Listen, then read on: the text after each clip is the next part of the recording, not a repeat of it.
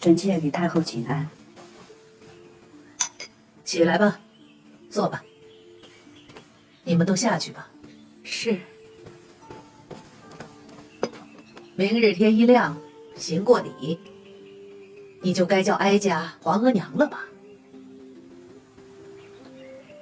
哀家最不中意你做皇帝的皇后，但最终还是你走到了这个位置。臣妾有今日，全都仰赖太后。哀家可不敢受你这个仰赖，是皇帝执意要选你。哀家当年跟你说过的，不过是要你好好思量，不要学你姑母那样作茧自缚。臣妾记得，当年臣妾对太后说，臣妾对后位并无心思。是啊，那之后，皇帝晋你为皇贵妃，如今你要继位皇后了，这话又怎么说了呢？臣妾还是敢说，臣妾从未妄求过皇后之位。你自然可以得意。你这个后位不是你自己争来的，是皇帝拱手给的。皇上的情谊和厚爱，臣妾万分感谢，不敢得意，没有珍惜。太后，臣妾想问您，先帝在您面前掉过眼泪吗？永璜过世的时候，皇上在臣妾面前强忍着眼泪，他说他不敢面对永璜的过世。皇上说他欢喜皇子的长成，也害怕皇子的长成。他说他在万人之上，却也在无人之巅，孤零零的没人陪伴。那个时候，臣妾只想对皇上说，皇上一直让臣妾安心的话，有我在，你放心。然后皇帝就跟你说，让你陪伴他，成为他的皇后。是，那不正好合了你那颗心？臣妾是想和心爱的人携手并肩，不过对于后位，臣妾也向皇上坦诚，面对后位，臣妾惶恐。因为你姑母对臣妾的叮嘱，太后也知道。这份叮嘱，过了这些年，臣妾也没想明白，以至于皇上说到后位的时候，臣妾的心里一时逃避。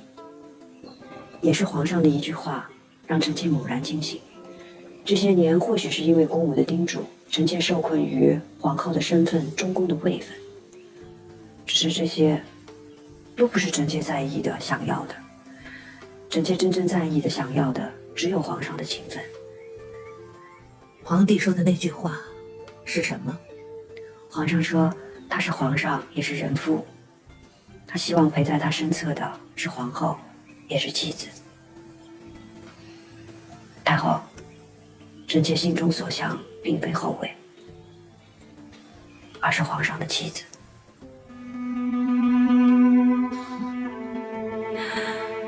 哀家本以为你比你姑母精进，你说这话，却也不比她强到哪儿去。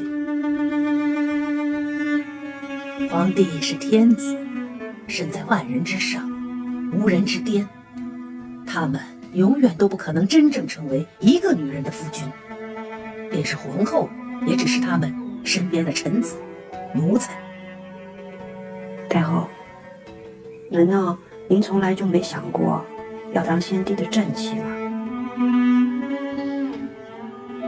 哀家从未做过皇后，当然不可能没想过后位，但哀家从来没有真正在意过后位，更没有执念于君心，因为君心从来就是这世上最难揣摩、最难把握的东西，也是最不可信赖的东西。好了，你今儿来说了这么多，哀家明白了你的用心用情。你是皇帝亲选的皇后，哀家没有什么话可以再说，只是哀家再警醒你一句：作为皇帝的继后，不是一件容易的事情。而大清开国以来，你们乌拉那拉氏的皇后更是不易。臣妾或许看不清后位，看不清前路，也不够看得清皇上。可是臣妾看得清自己的心。臣妾不喜欢孤寒高位，可皇上说他孤单，臣妾就只想到他身边去。去吧，皇帝正等着你呢，一步一步走到他身边去吧。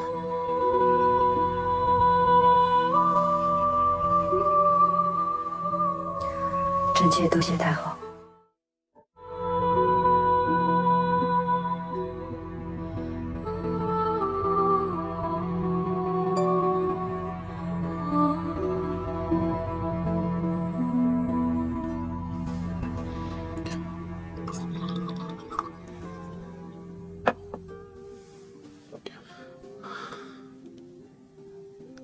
2年了，兰花，朕决定要册立继后，朕定的是如意，朕特意来告诉你一声，希望你在九泉之下能够明白朕的决定。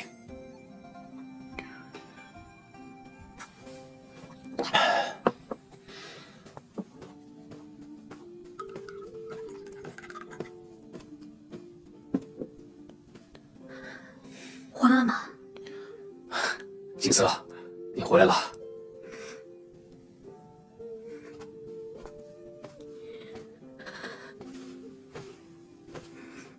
儿臣给皇阿玛请安。快起来，快起来，来，让皇阿玛好好瞧瞧你。皇阿玛册立新后，让女儿回来观礼，女儿自然也已今日赶回。这时变2年，你在边地过得可还好？儿臣一切都好。好，走吧。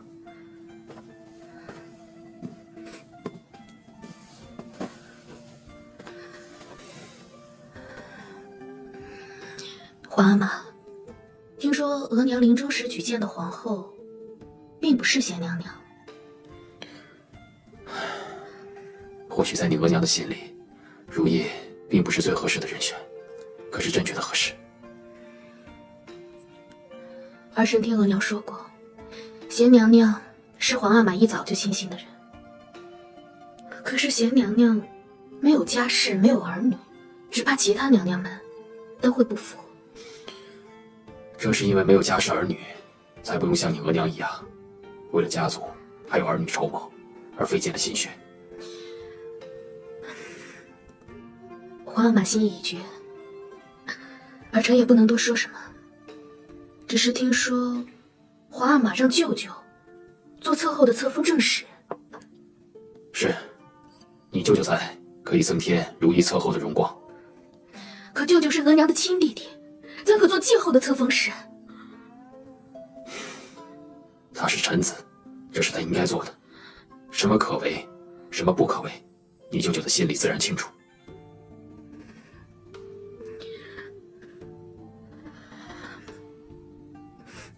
皇阿玛决断就是。那就好，你留下来陪你额娘说说话吧，朕先回宫了。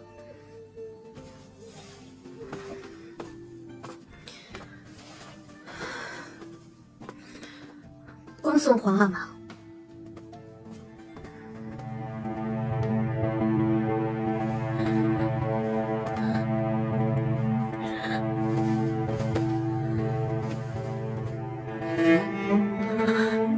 额娘，您走了。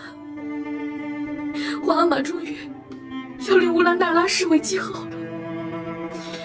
可您别难过，有得宠就有失宠。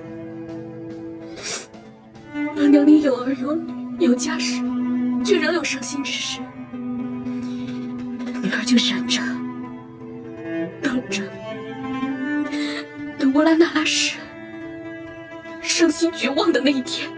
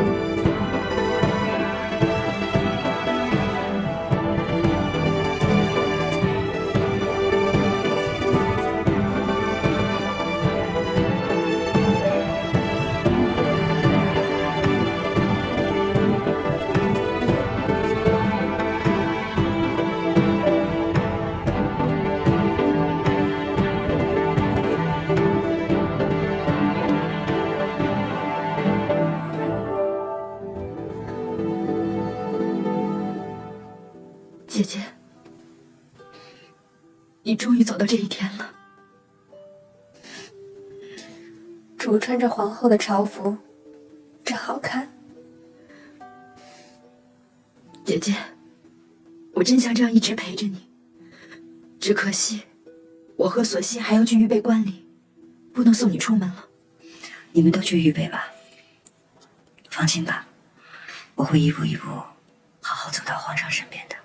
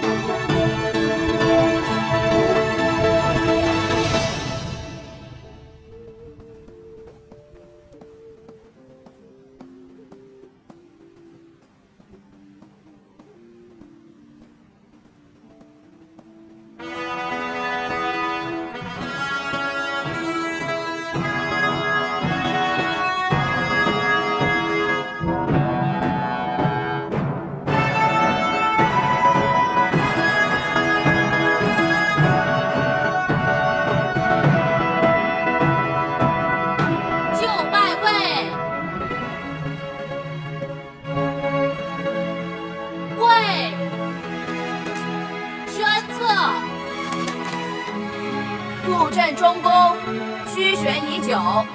皇贵妃乌拉那拉氏，秀玉名门，详中适德，早从前邸，克贤内则，金资养成皇太后慈玉，以金册金宝，立尔为皇后。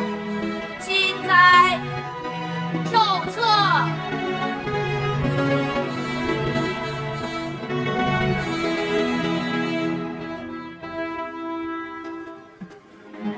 宣宝，皇后之宝。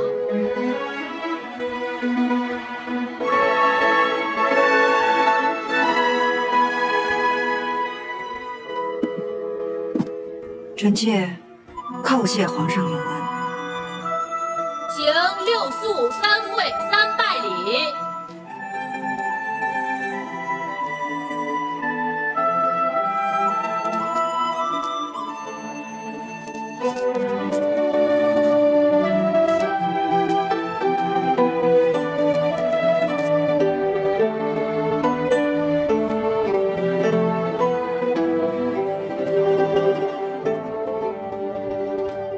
立后之日，皇上钦定的8月初2，这个是个好日子。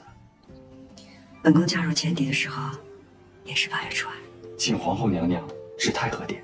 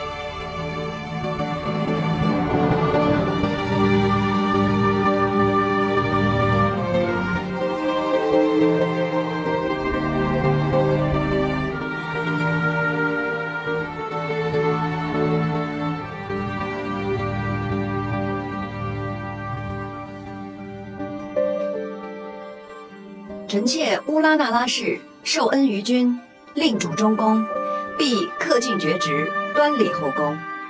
臣妾叩谢隆恩。